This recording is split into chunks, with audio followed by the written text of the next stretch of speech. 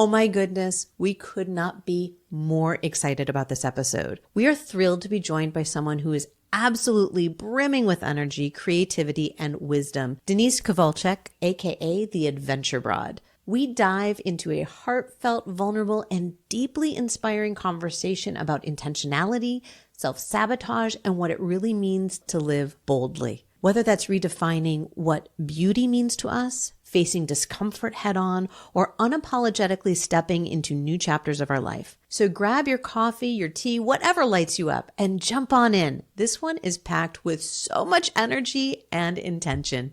Enjoy.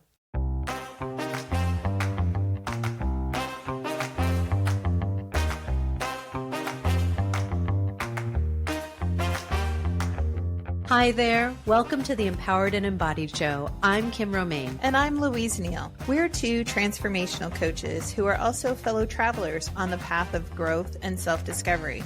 And we're inviting you along for the ride. That's right. We're right here in the trenches with you, navigating the ups and downs of life.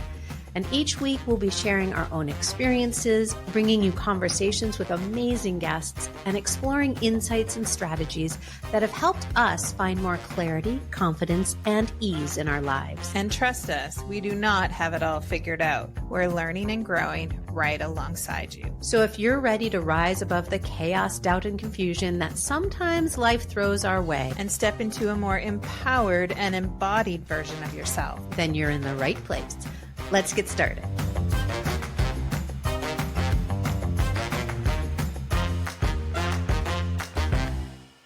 Well, hello, everybody. Welcome back to another episode of the Empowered and Embodied Show.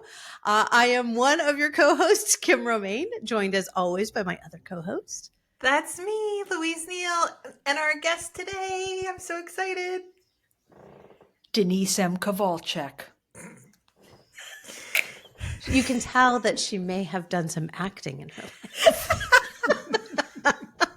Dennise, we are so glad that you have brought your dramatic persona to join us today. And we're going to let the world know a little bit about you in just a minute. But let's start this week how we start every week. What are we celebrating? What are we celebrating? I'm going to celebrate what we were just doing right before you hit record, and that's laughter. Like we were... when shit hits the fan and you can't seem to get those things together, sit down and have a good laugh and just let it all be and let it go. And this week has been a little bit of that, a little bit of a shit show, but lots of laughter in my life this last week. So I'm celebrating that however it comes. Good. Dennise, how about you? Well, something very recent. I had a great coffee with someone, a professional coffee conversation.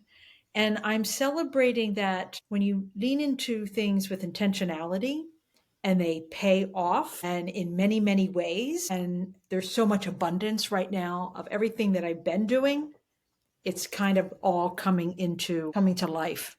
I guess that's the way I'll say it. So I'm feeling very excited that you put into effort, because sometimes it's not happening right in the moment, but then it shows up and you're like, okay, yes, I'm on the right track. Thank you, beloved universe, for giving me the reminders, because I'm feeling like I don't know what I'm doing. I like the reminder that I do know what I'm doing. Really? I like that whole idea of knowing what we're doing. I've given that up. We're just making shit up as we go along. I mean, we have wisdom. Yeah, we totally have wisdom. But I think it's like I guess for me, it's that best laid plans, or thinking that I know what's right. That kind of place is what I mean when I say that, because most times, or a lot of times, I won't even say most times, a lot of times could have an unpredictability. But what I've started practicing is a daily visualization thing. So I'll look at my calendar and I'll look at each thing and spend like 10 seconds on that thing. And I haven't evaluated. Well, I would say anecdotally, the spirit of that intention that I visualize has shown up. Knock on something, that it hasn't been too dramatic, but you're right. Anything could happen. I don't know what's happening, on the other side of the planet that could really shift things. But I was just talking to someone. She embraces this. I want to hear what you think about this. Don't get too excited, because if it doesn't work out, I don't want to be disappointed. I think, ooh, Oh, that That kind of feels hurts so my sad to heart. me. Isn't that sad? Yeah. But I think the other side of the coin is releasing the expectations, putting it out there, which is a lifelong journey, right? Putting it Yeah. out there. I want this great thing to happen. I'm going to visualize and see what happens that it happens. And if it doesn't, some version of it will happen. And that is great too. Well, you used a word there that, right, it's the, because you were talking before about like, I know what I'm doing. And I do know that feeling. Like I was joking, and because Oh, yeah. right there is that place of I do know what I'm doing. And when I think of kind of that day to day, there's that amazing word that you used, intentionality, because intentionality isn't isn't really about the hard and fast goals and the hard and fast plans and right that rigidity that we could get into. Intentionality is more of this like, what do I want? What do I wish? What, right? The magic wand kind of thing. If I could bring that energy to whatever is going to happen in my day, that place of intentionality, I think, is a place of magic. Because it does allow for possibility.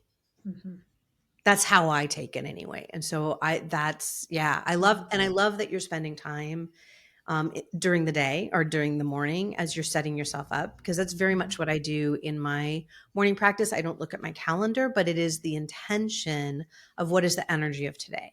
So even if I have a time, what we were laughing at was, you know, I was having a snafu moment, and and when we have those moments, I'm still in my intention of, right, as Louise said, kind of letting it go, letting it roll off, letting it just pass through instead of sticking to me. And like holding on to it. It's like dragging you through the day. Just Right. like, okay, Yeah. it is what it is. Yeah. We get Someone derailed all invest. the time. Yeah. So, well, I think what I am celebrating today is a place of groundedness. And it's really interesting. So I was talking with a client the other day, and she's like, how do you stay so grounded all the time? And I'm like, oh, I'm not grounded most of the time. I have to work at that shit because I spent a lot of my energy is in the upper chakras, right? From like the heart center up. I spend a lot of energy up here. And the concept of being grounded feels very solid and sometimes anchoring to me, which slows me down. And as a manifesting generator, as somebody who likes to move fast, that can feel very disconcerting. Right. And so I have to practice being grounded. I have to practice slowing down. And so I'm celebrating feeling grounded. I'm celebrating slowing down in a way that still allows me to be me. So I'm not denying this fast moving part of me. It's just creating more space so that when I want to move fast, I can, because I have created stability underneath that versus constantly just in motion. So that's the Yay. energy I'm celebrating today. Thank you. Thank you. Thank you. All right, Dennise, let me let world let you. Blah, blah, blah. This is what happens when you do an unedited podcast. Let me let the world know a little bit about you. Thank you. So, Dennise is a multi-passionate creative second act business relationship consultant who is an advocate of building a big life one small adventure at a time as the Adventure Broad. The founder of Dames Who Do Rhode Island, a women's social group that explores the plethora of offerings of Rhode Island, and a co-contributor to Dames Who Dine, content that showcases some of the fabulous eateries of Rhode Island, Dennise is also an event producer and co-founded Cocktails and Conversations, a quarterly event that convenes women for connection and discussion about various topics, and has co-founded She PVD, an event celebrating women artists in Rhode Island. She's an aspiring author and filmmaker who is also a professional actor, as we saw with the dramatic entrance. She's a world traveler who loves to share stories and loves making new friends. I can say firsthand, it was a joy having you visit up here in Montreal this fall. It was so wonderful. And she would love to connect on Instagram and all the other wonderful places that she is out in the world. Dennise, I love having your big, bold personality here with us today. Oh, thank you. I am so excited to yak it up with you ladies. Are you kidding me? We got a lot to talk about. This we do. We do. I want to go back to that conversation that we were having around this idea of being stuck to the outcome. And, you mentioned having folks say, let's not get too excited about something so that we're not disappointed when it doesn't happen. And that is very sad. That is very, I think, defeating a little bit to say, how can we move forward in times of like chaos or uncertainty when we actually really don't know the outcome, but still stay hopeful for a different ending or a different action in that. And I want to dive today into this idea of like, how do we be more intentional and not get stuck when things don't turn out the way we think? What's the story, do you think? Both, I'll just throw this out there. Whoever wants to jump in and answer. What's the story behind that? Do you think that I don't want to get disappointed, so I'm just not going to be hopeful? Well, I can speak to it. I had two marriages in my life. And in both cases, I was not in love with these men. And I thought, golly, many years later, like, why would I marry someone I'm not in love with? Right. And it came to me like, oh, because it's not going to last. I can avoid a big heartbreak and disappointment. So I'm going to pick someone I'm not so in love with, because if it's someone I'm totally in love with and it is going to end, I want to avoid that heartbreak.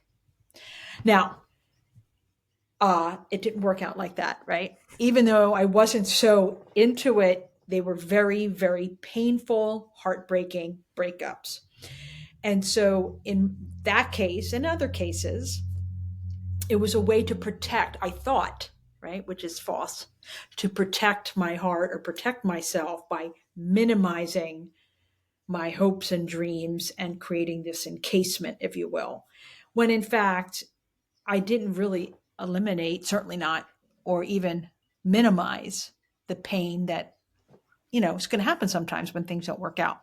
So I think it's a safety thing, and it's a false sense of safety in my case. I think there's a key word there is false, right? Because we give ourselves false narratives all the time, whether it's trying to protect ourselves from disappointment or heartache or any sort of pain. We create these false narratives. Sometimes it creates like we're not protecting ourselves in the way of keeping ourselves quote unquote small or keeping ourselves in relationships that are there for a different purpose, right? Instead of marrying somebody because you're madly in love with them, you married them for a different purpose. Sometimes it shows up as, this blustery thing. It shows up as much bigger because we protect ourselves on either end of the spectrum. And it's a false narrative. We're creating a story about ourselves so that we can get through, because as human beings, we want to minimize discomfort. Like we do everything possible to minimize discomfort. We stay out of uncomfortable conversations.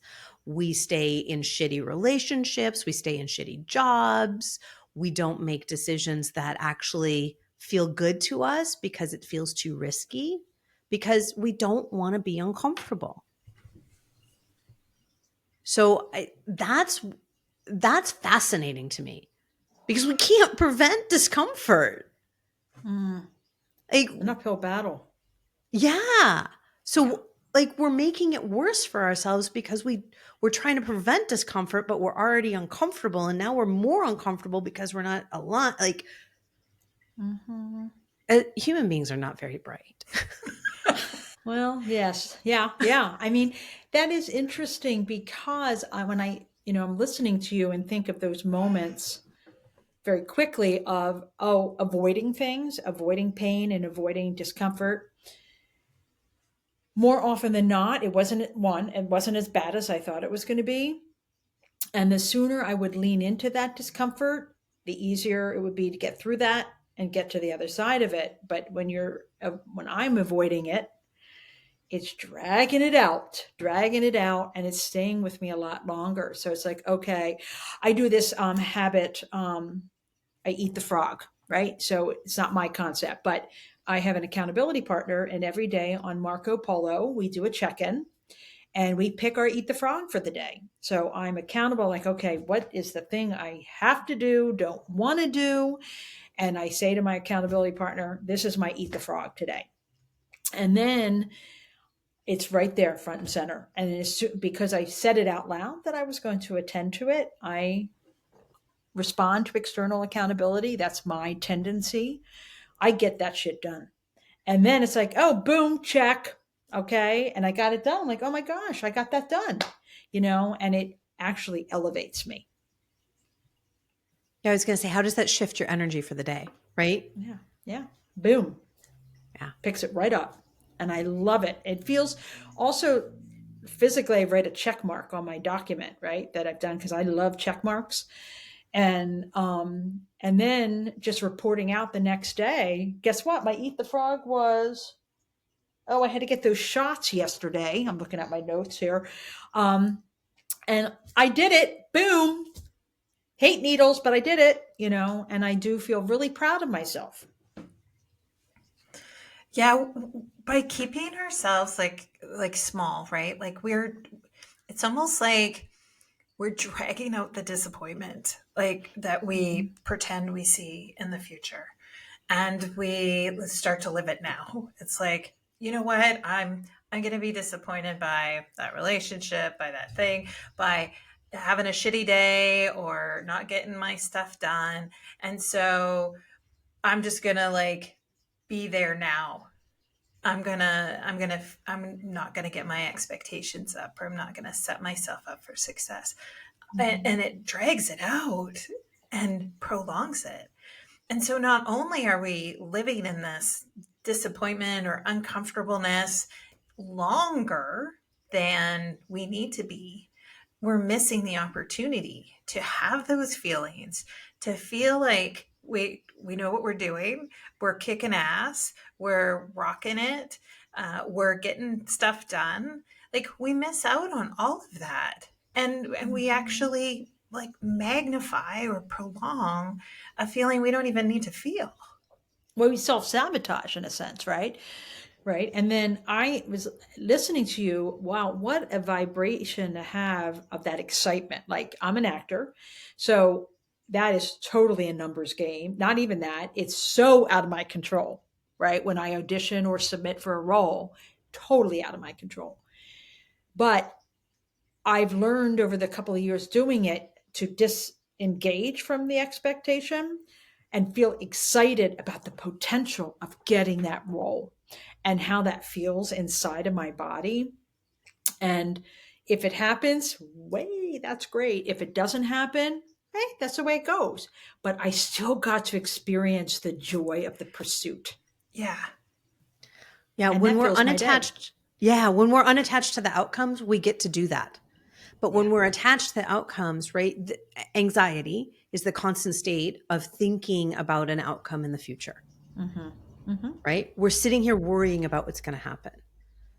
Without going into details, I've spent the last 2 nights having these conversations with our daughter, because there was a teacher she needed to talk to hammer something out with. And she didn't want the appearance of not knowing what she was talking about, right? Mm-hmm. As adults, like, we can even understand that. We don't want to appear as though we don't know what we're talking about.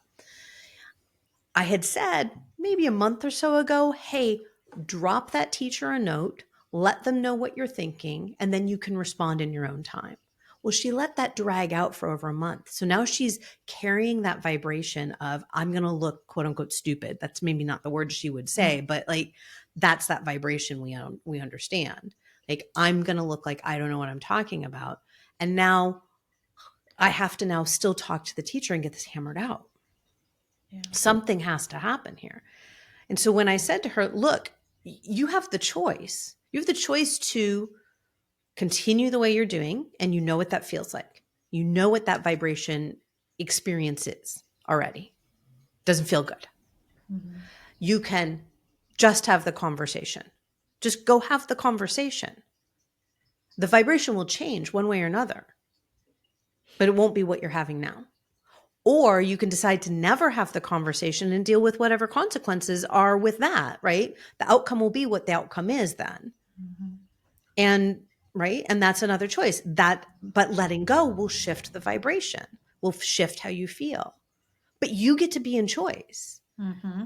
What we're doing by sitting in this discomfort and saying, like, I don't want to be disappointed about the future. So I'm going to hang on to these things, this expectation, right? The attachment to the outcome. We end up sitting in this place of discomfort longer than we need to because we've given up our power of choice, Mm-hmm. our power to detach from what the actual outcome is. Say, I'm going to be excited because I have this prospect, this possibility. Louise, you and I offline talk about possibility all the time. Mm-hmm. No. And that's a really fascinating thing when I have conversations with a lot of women, and, I just turned 60 at the time of this recording. A couple of weeks ago, I entered my 60s, and I had some trepidation about entering that time in my life, but I got over it. But when I talk to folks, and people say, "Oh, you're doing these things. You're an actor, and you're traveling, and whatever it is, the adventure that we're speaking about. Like, how do you do it?" And I say, "Well, you just do it." Now, that I didn't figure that out in 15 minutes. Okay, that took 60 years. 55 years, because it's when it really started to open up for me.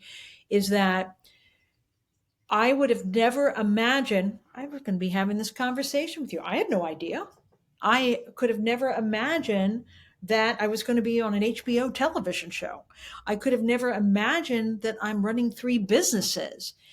So it's through the journey of that experience and not being totally risk adverse, but being open to the possibility that it could be the most beautiful thing ever, or some version of the most beautiful thing ever, or it could totally suck.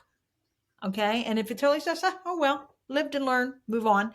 But it's taken me quite a lifetime to get to that level of confidence, and which ties into the beginning of what we were talking about, is confidence, feeling confident. And it's taking a long time of intentionality to recognize all of that and embracing it, that confidence to know tomorrow's another day.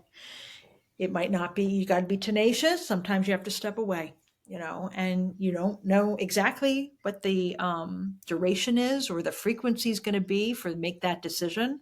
So you just kind of got to do it and do your best job at it. Right. Well, like you said, so you just turned 60, and Yeah. it was like, ooh, I didn't know how I was going to feel going through that. I had a little Yeah. trepidation. You can't prevent yourself. Like, well, you could, right? But we You don't want to could, talk about unaliving ourselves. So right. like, right. So, Yeah. but there's this idea of, if you're going to remain alive and you were 59, you're going to turn 60. Right. It's going to happen. Yeah. There's going to be that. And so what vibration, what choice do you make to be comfortable with something that feels uncomfortable. By saying, you know what, this feels like shit. Yeah. All right. And that fear, the uncertainty, being old, what all the stuff, I find the sooner I see it and say it, I'm like, oh, okay, that's what that is. I'm not going to repress it, ignore it, or whatever. I'm going to call it out for what I see or feel. And when I do that, that's that agency, right? And that's the personal power to be able to say, all right, I'm scared about getting old. What about my health? How am I going to be seen in the world? Blah, blah, blah. And I'm like, okay, well, who knows? And yeah, that feels like crap. But you know what? I'm turning 60. I'm going to have fun. I'm going to go with it. So it'll come up again. I'm sure it will. But knowing that it has a space and it being acknowledged, I think is a really powerful thing, to acknowledge that fear or discomfort, give it the air it needs, and then move on. Yeah, it's sometimes like we try to crystal ball what it's going to be like at a certain age, especially as midlife women, right? Mm-hmm. It's like, ooh, what's it gonna be like 5 years from Mm-hmm. now? What am I gonna be? What am I gonna feel like? How am I gonna move? What joints are gonna ache? How hard will it be to get out of bed in the morning? Like, there's these things that we think about, but there's also that framework that society puts on us too, and what it means to be old, right? What it looks like to be old, right? When I think of a 70, 80, 90-year-old woman, like there's a visual I get, and it's Mm-hmm. mostly portrayed by society, because I don't have a lot of 90-year-old women in my life. I had one, my grandma, who was 101 when she passed. But it's all of these things, all of these, like, it's not just us that's creating this story or this false narrative. It's also what we're hearing from out there Mm-hmm. that almost gives a visualization to what it is that we're feeling or thinking that we're going to feel at a certain age. And that gets really hard, because now I'm not just battling my own narrative on what I'm feeling and why I'm feeling those things, my own experience with that. But also, it's like all that shit that's being dumped on us too, is that we have to wade through that. And what does that mean? And what does that look like? And how do I buck the system when I'm not feeling confident all the time in my own skin? Now I have to go and fight that other fight too. It sucks Yeah. sometimes. Yeah, it does. Well, right? It's that place of where we're invisible, right? Misogyny makes us invisible. And as we get older, as we have more intersectionalities, right? I mean, we're three white women sitting on the screen. Let's honor that if Sure. any of us had any other colored skin, Mm-hmm. right? Misogynoir,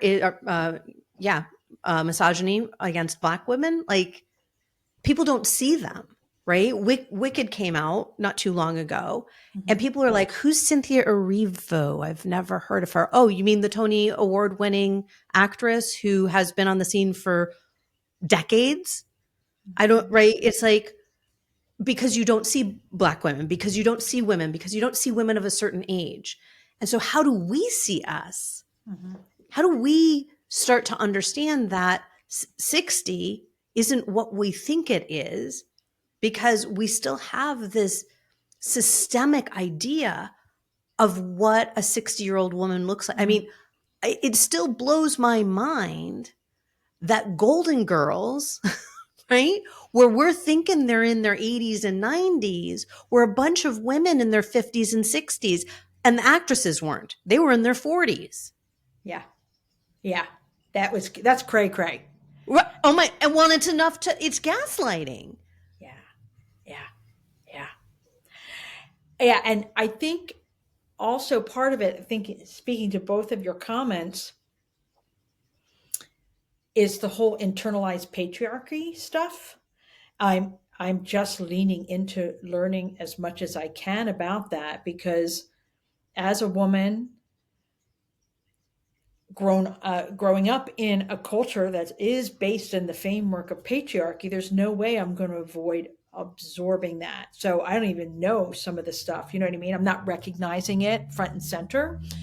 Um, but every once in a while, it's like, whoa, where did that come from, Dennise? And I think acknowledging that stuff is in there, speaking to Louise's thing about the external stuff going on, we do absorb that too. So it's an interesting battle or journey to figure out what's coming in, what's on the incoming out, how it all intersects with each other.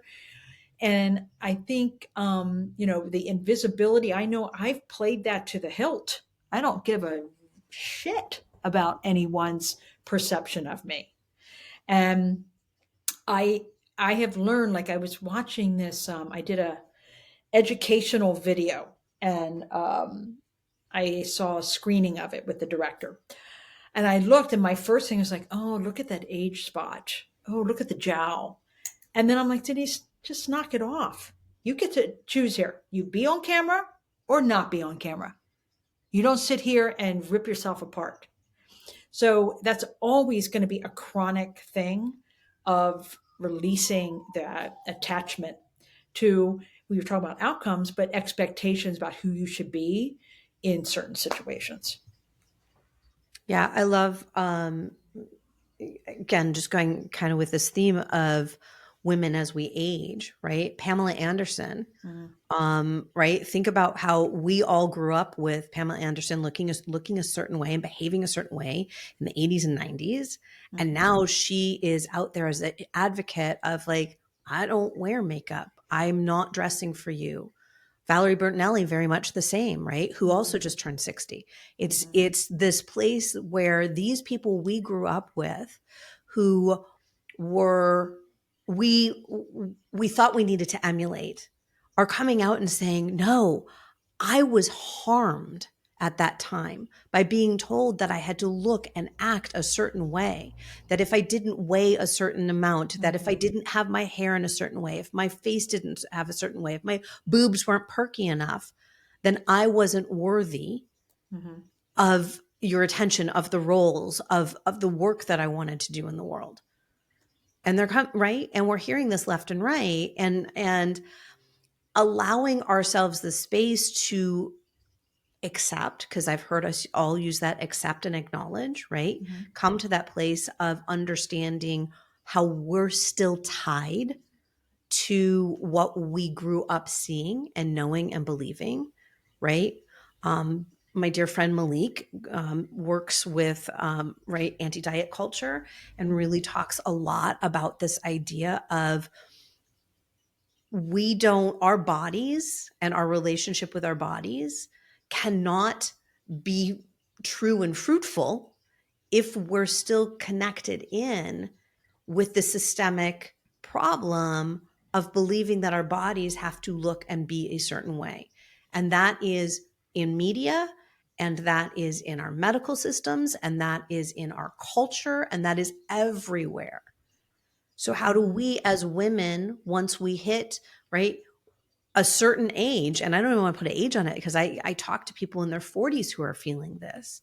So our 40s, our 50s, or 60s, how do we start to understand that there is that external stuff that is not going away anytime soon, that has been internalized, and for us to come to peace with ourselves? How do we start to release that and create our new narratives? Well, let me toss into the mix here. I'm curious, because I'll tell you right now, I like to feel pretty. Oh, 100%. Right. And we should. Right. And so how does that fit into the conversation? Because what is pretty? Right. And speaking about my acting, I invested and got some professional headshots. And I've been releasing them on social media, writing little vignettes, little stories I'm making up about these characters. And I saved the very last one. And I love it because I look 30 years younger. That I took note of. right? So I'm like, oh, I look so pretty. I love how I look in this photograph. And wow, I look 30 years younger in this photograph. Makeup, light, and hair will do all of that, right? And what have you. And I'm thinking, oh, but I'm not 30 years younger. That's interesting. And even though I haven't done a scientific study of responses to each one of the posts, I'm very curious to look back anecdotally that, oh, I got a lot more responses to the younger looking ones as opposed to the older looking ones. Some of the older looking ones, I got really supportive, loving energy and powerful responses to. But the traction or the impact of the younger looking ones was interesting. I just think that's kind of fascinating. But again, it goes back to the internalized stuff and the external definition of beauty and age, right? Yeah. Well, and I think that's what, we're seeing with Pamela Anderson, Valerie Bertinelli, Drew Barrymore to a certain extent is like reclaiming. Sorry, I was remembering somebody else who I saw and I couldn't remember who it was. Yeah. Taking her makeup off on the screen, and it's an ad for L'Oreal or something like some cosmetic company. And it's saying, how do we own ourselves? And so all of these individuals who are coming out and having these conversations saying, this is how I define it. But again, we have the problem of here are people saying, this is how I define it. But what is the message? The message is, look at me. I'm defining this beauty for myself. Mm-hmm. It's hidden in there that we're supposed to define it for ourselves. Mm-hmm. But how do we do that when it's always like we're always bombarded by it? Yeah. Yeah. I don't know. Yeah.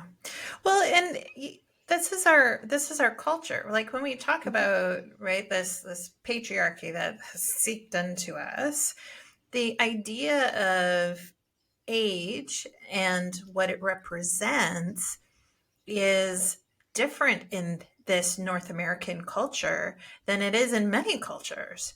In Japanese culture, right? In Indian culture, in Aboriginal culture, like there's these deep seated beliefs of what happens to a woman, especially as they age. What is their value in the society, right? What is the value in community? And we have these narratives and these stories like deeply part of us, so that when we see, I do the same thing when I look at photos of myself too. And it's like, ooh, this one, I look good in this one. This is the one I'm going to put out there. This is the one that makes it to my website. I do the same thing. And yet there's all of these versions of me. And it's the glasses that I'm wearing that tell me which one is acceptable or which one is pretty. And I think that is about us slowing down and being intentional about what our story is that we want to be telling. And it starts from us. It doesn't start from like the outside. It starts from what is our story. And it can be whatever what you want to define it. But that's that choice that we're talking about, right? That redefining how are we living our story, and what are we putting out in the world. But you're right. Like there's all these, it's like multiple glasses I almost see, right? We're all wearing different Like going to the optometrist. filters. Yeah. Absolutely. Right. And we get to say, ooh, I can see that now. I can see now. But we're still living with these glasses on. It's all right. Yeah. It's interesting because I kind of feel like I want to take the glasses off, right? Put one of those wonderful eye pillows on, turn off all of the noise, right? Because it's visual, yes, but there's also all the noise. It's this cacophony of sound of who we should, what we should, it's constant. So putting that eye pillow on, turning down the noise, and just being with each of these concepts, right? This is a practice that I do to come back to self all the time, to be in my own energy so that I can actually hear my truth. about whatever it is.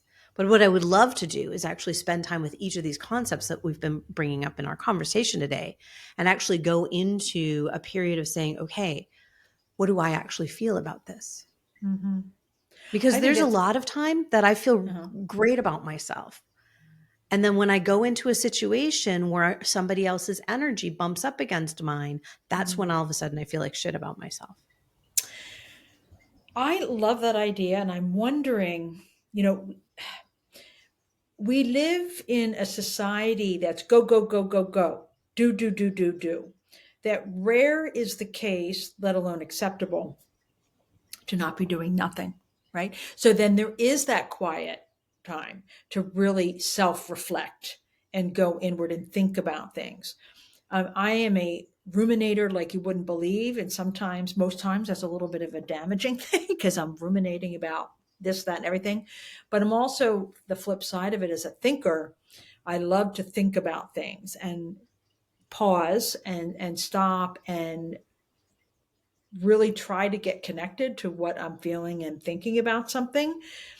But it's really hard to do that in this world because depending on where you live, depending on what you do in your life, we're so bombarded with so much activity that it's either created activity to avoid or a lot of obligations, depending on our life circumstances, that there's not a lot of space for that. I'm going to respectfully push back. Oh, oh God, bring it. We choose that. Yeah, We Oh, yeah. choose that. I Right? totally agree with you. By saying we don't have enough time, by saying da da da da da da, we're giving our power away, right? This is the empowered and embodied show. Mm-hmm. So let's bring it back to this place of empowerment by just acknowledging that we have choice and we're choosing to be busy. We're choosing to be productive. We're choosing to be whatever those things and choosing to not see taking 5, 10, 15, 20, 17 hours, however long you want to take to be in a place of stillness that you are unplugged from everything else. You are totally right, sister, because in 2020, when we didn't have a choice, it's the best year of my life personally. Yep. Because I wasn't doing 20,000 things. And I know I say it out loud. I say, oh, yeah, I choose to be very active and live a super saturated life. But what joy I had when I wasn't doing 20,000 things and being by myself, walking in nature, riding a bike, reading, just being. How amazing, back to your point of like being grounded. I felt the most grounded in my life in 2020. And I haven't leaned back into it too deeply as to say, maybe, maybe I should do that again in some way. And not, have to have a pandemic forcing me to do that. But I'd be very curious, and that's going to cause me to pause and think as to why I wouldn't want to have that experience more. What am I avoiding? I wonder. I don't know. And maybe you're not. Maybe you're just in a different season No. because that could be true too. Yeah. Well, I've always been like this, except when that pandemic happened. So that kind of forced me to stop and reconnect. But yeah, but it's a curious thing to think about. It is, and it's this whole like thread that we're talking about, right? Is like being intentional and being in choice of like who we want to be, and that's a journey. That's a journey to take off those glasses, to kind of shed that expectation that we've been talking about, to be able to deeply know ourselves and then pick up whatever the hell we want to pick up and do whatever lights our fire. But we need that journey to be able to take it all off and see who we are and then choose ourselves to say, what is it that we're putting back on? Right? What are those experiences I want to have in my life? What are those feelings I want to have in my life? What are those relationships I want to have in my life? But we have to put it down first. I'm hearing Marie Kondo and spark joy. It's like Declutter everything in your life, put it all into piles. If it doesn't spark joy, let it go, right? Because it may not be the season for it. And it may, I do want to go back to honoring Dennise. This may absolutely be the season for you to be like on and going and and even if that's who you've always been, and maybe you just need like, and this is something that you have to decide for yourself, and we all have to decide for ourselves, is how often and how much do we need that stepping back to say, what is overcluttered, right? Where do I need to release anything that's not sparking joy? Yeah. Although she has come back out and said, now that I'm a mom, that's bullshit. But she's like, it's a lot harder when you have kids. Yeah. Ain't that the truth? Yeah. I mean, I do that to a certain degree, almost daily, if you will. So if someone asks me to do something, or if there's an obligation or something like that, whether it's my volunteering or socializing, for example, I'll pause and look at it and say, okay, now it's not easy peasy street all the time. There's going to be difficulty, right? But there is a moment where you're like, okay, it's become more difficult than not difficult. Is this something I want to continue to do? And I can say no. I'm going to not volunteer with you anymore, for example. Or friendships, I've come to the realization, we grow all the time. I'm the kind of person who wants to grow. There are people who don't, and that's their jam. Okay. But I'm always growing. So my friendships are always changing, not every day. But when I look back a year or 3 or 5 years ago, the people who are in my life, I want to feel elevated. I want them to feel elevated when they're around me, seen and heard, and loved and supported. Those are the people I want in my existence, and I want to be that person for them. And it's not perfect all the time, right? We're human beings, so we're not perfect. We're imperfectly perfect, or perfectly imperfect. There we go. So, but when I look at certain relationships and think of expectations relating how the dynamic is, my expectations of how I show up and how they show up in the context of that relationship, there are certain things that I do expect about someone I'm in relationship with. And not that it's a quid pro quo, but there's got to be some exchange there of some sort. If I'm giving all the time, or they're giving all the time, then that's totally imbalanced. So I do spend more time now in my later years of recognizing to pause and really think about it and not just go into autopilot. Yeah, beautiful. So I'd love to know, what are those things that we've been talking about? Because we've taken quite the journey in our conversation today. Yeah. What are some of those things that are bubbling up for you that you want to kind of underline or circle for the listeners? Well, I do like your reference to just pausing, slowing down, and asking, yourself what you think and what you feel, and how things are showing up in your heart about things. I think too, for listeners too, it really does come back in here to in ourselves. We reach out to the people who love us and we love to help get, whether it's validation or support or something. We don't live in little bubbles. We do have other people to help us understand who we are in the world. And there's a lot of opportunity to learn about ourselves in that way. So I encourage folks to slow down and also be open to difficult conversations. Not all the time, but being human is difficult and there is going to be conflict, but also seeking to understand people a little bit more. I have learned that I jump to conclusions quite a bit. And 9 times out of the 10, I'm wrong, really. And I laugh at myself all the time, where fortunately I'll catch myself before I, embarrass myself. But it's really thinking, okay, understanding people are having life experiences, grace for other people's experiences. You have no idea what kind of day that person's had. Even if they're a total asshole, who knows what, happened for them in that day. So look inside and also be open to everyone else is having their own thing going on.